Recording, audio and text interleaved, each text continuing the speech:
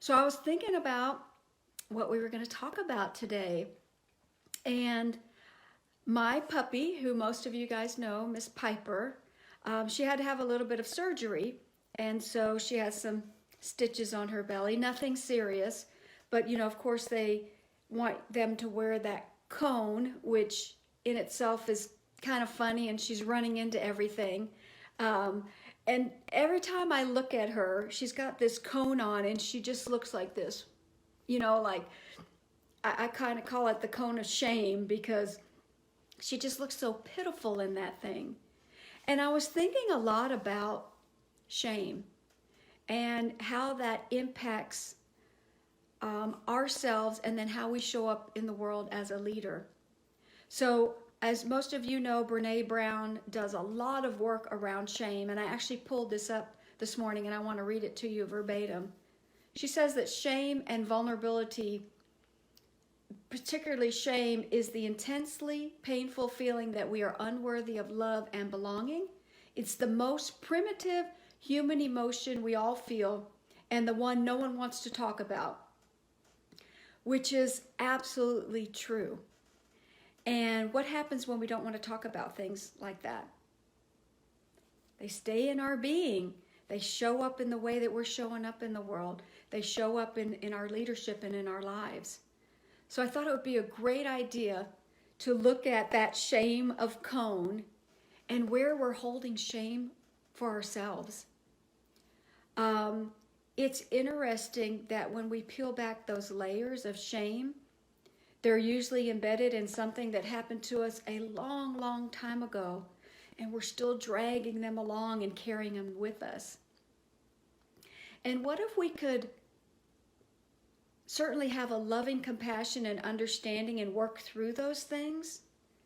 But what instead of a cone of shame, we directed that into a cone of acceptance and self-love, all the parts of us, right?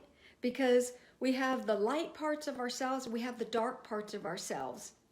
And when we can learn to connect with those and understand that it's all of us, it's every part of us, and love all of those pieces, regardless, that's when we can start to shed some of this shame. Because the consequences of shame is that we tend to hide, or we don't share those parts of us with others, and there's no room for us to have this exchange in and out. It becomes more concrete than porous, right? Because we're using all this energy to protect or hide that part of ourselves that we don't want to show the world. And what if we just loved that part of ourselves and gave permission to others to love that part of themselves as well? This was a huge revelation for me on this retreat that I was just on. And shame is just the story that we tell about something that happened. And there's most likely not even a truth of that in the conversation, but that's what keeps us in those parts of being unworthy of love and belonging. So I'd like for you guys to think about in your own lives where you're showing up or hiding from parts of yourself that, are in your mind's eye right now undesirable. And how could you wrap that in love and acceptance instead? And what new things could be brought forth in your life by just allowing? So for this week on Transformational Tuesday, just sit with that.